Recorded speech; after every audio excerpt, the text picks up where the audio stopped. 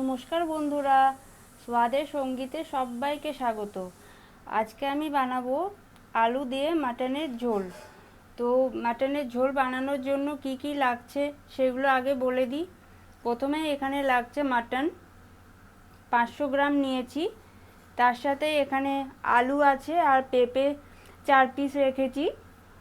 আর এখানে আদা রসুন বাটা, তার সাথে পেঁয়াজ এটা কেটে রেখেছি, তার সাথে টক দই, এটা টমেটো, তার সাথে অবশ্যই সর্ষের তেল লাগছে। আর এখানে নুন, হলুদ, গোটা গরম মশলা আছে, তার সাথে এটা জিরে গুঁড়ো, কাশ্মীরি লঙ্কার গুঁড়ো, আর এটা গরম মশলা গুঁড়ো। আমি এখানে মাটনটা নিয়ে নিয়েছি। এবার মাটনটা আমি ম্যারিনেট করে রাখবো। তার জন্য প্রথমেই দিয়ে দিচ্ছি আমি হলুদ গুঁড়ো, একটু নুন, কাশ্মীরি লঙ্কার গুঁড়ো,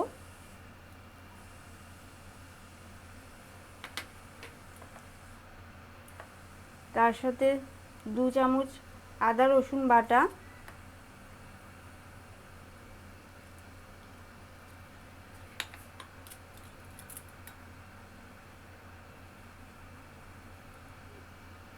এক চামচ সর্ষের তেল, আর তার সাথে টক দই।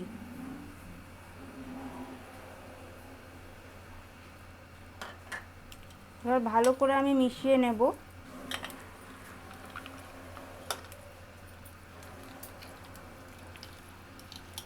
আমি ভালো করে মিশিয়ে নিচ্ছি। এটা মিশিয়ে নিয়ে ম্যারিনেট করে নিয়ে আমি 1 ঘন্টা রাখবো। আপনাদের কাছে যদি সময় কম থাকে তো আপনারা 20 মিনিটও রাখতে পারেন।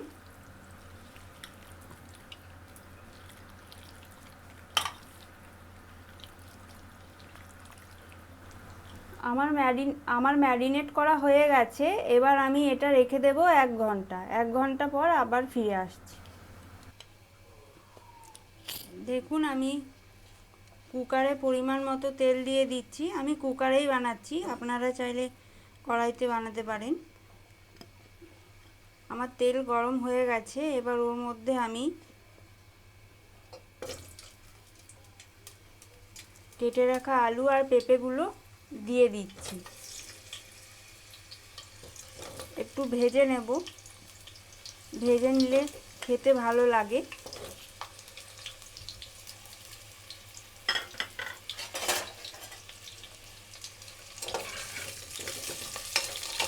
ভালো করে এবার ভেজে নিচ্ছি।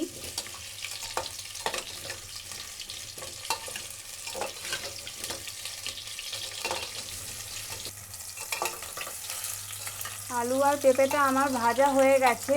এবার আমি একটা প্লেটের মধ্যে তুলে রাখবো।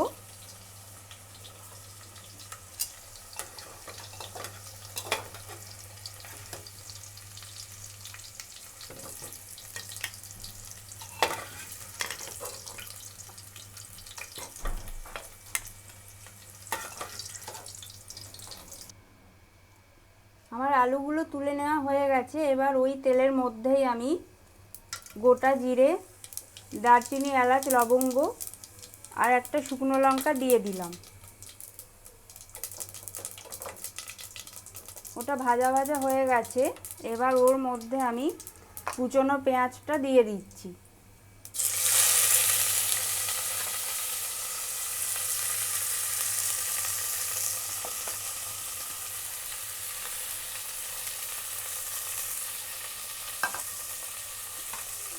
এবার ভালো করে ভেজে নেব।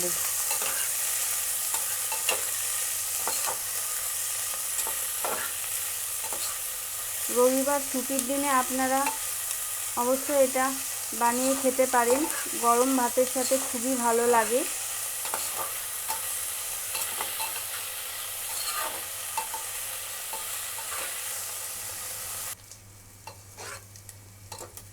দেখুন, আমার পেঁয়াজটা প্রায় নরম হয়ে এসেছে, একটু ভাজা ভাজা হয়ে গেছে। এবার ওর মধ্যে আমি 1 চামচ আদা রসুন বাটা দিয়ে দিচ্ছি।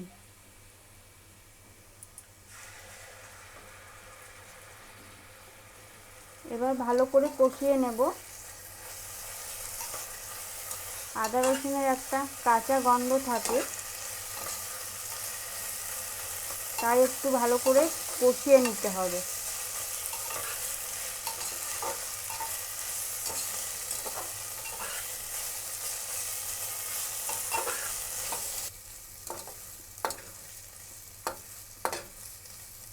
আদা রসুন বাটা আমার কষানো হয়ে গেছে।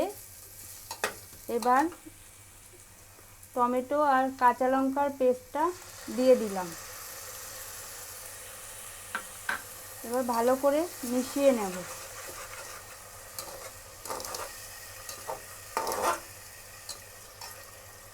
এবার ওর মধ্যে জিরে গুঁড়ো দিয়ে দিলাম,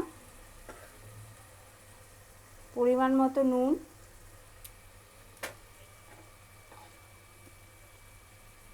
পরিমাণ মতো হলুদ দিয়ে দিলাম। আমি যেহেতু ম্যারিনেট করার সময় হলুদ দিয়েছিলাম, তাই একটু হলুদটা কমই দিলাম। এবার ভালো করে কষিয়ে নেব, যাতে টমেটোর যে একটা কাঁচা গন্ধ থাকে সেটা যেন চলে যায়।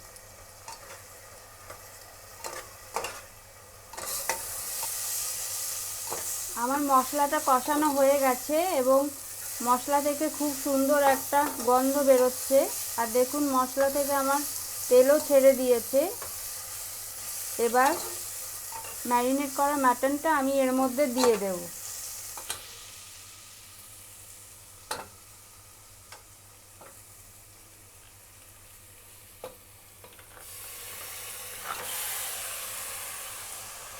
এবার ভালো করে কষিয়ে নেব।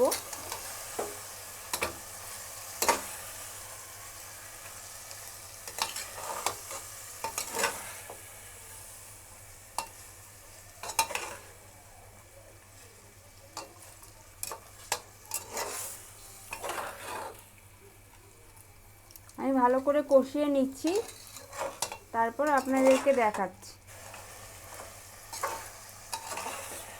মশলার সাথে ভালো করে আমার কষানো হয়ে গেছে মাটনটা। এবার যে পাত্রে আমি মাটনটা রেখেছিলাম সেই পাত্রে আমি জল দিয়ে মাংসের মধ্যে দিয়ে দিচ্ছি। এবার ভালো করে আরেকটু কষিয়ে নেব।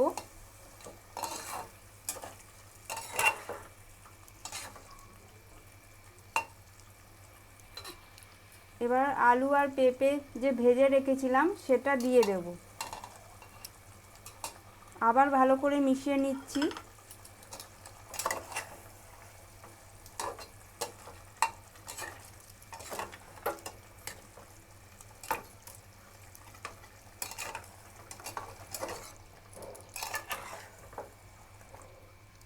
আমি ভালো করে কষিয়ে নিয়েছি। এবার দেখুন অনেকটা জলও বেরিয়েছে।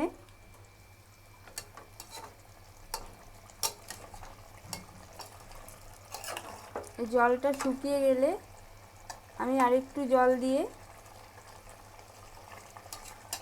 সেদ্ধ করতে দেব মাটনটা।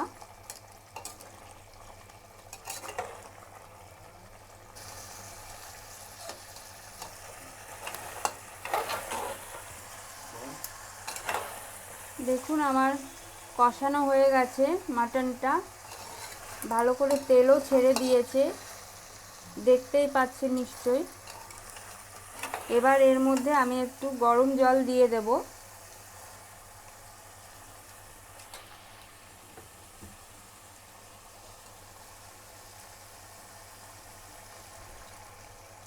আমি 5টা সিটি দেব, এর বেশি দেওয়ার দরকার পড়বে না। 5টা সিটি যথেষ্ট,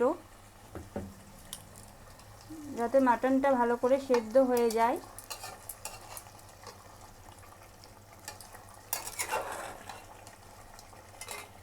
আমি আর একটু জল দেব।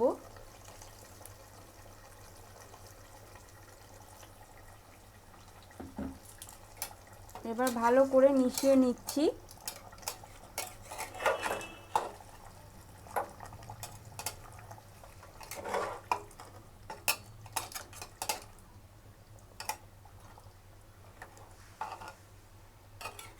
এরপর ঢাকা দিয়ে দিচ্ছি।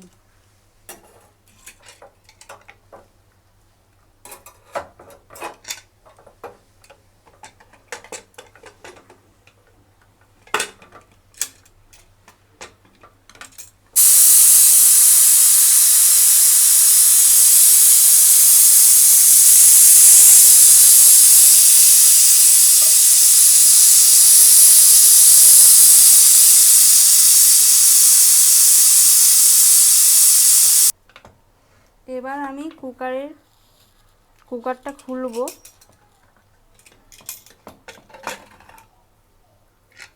দেখুন রেডি হয়ে গেছে আমার মাটনের ঝোল।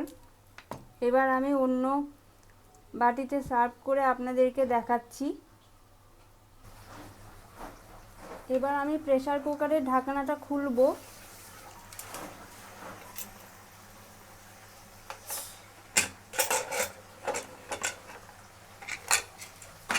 এবার ওপর থেকে একটু গরম মশলা ছড়িয়ে দিচ্ছি। এবার ভালো করে মিশিয়ে একটু ফুটিয়ে নেব, যাতে গরম মশলাটা এর মধ্যে একটু মিশে যায়।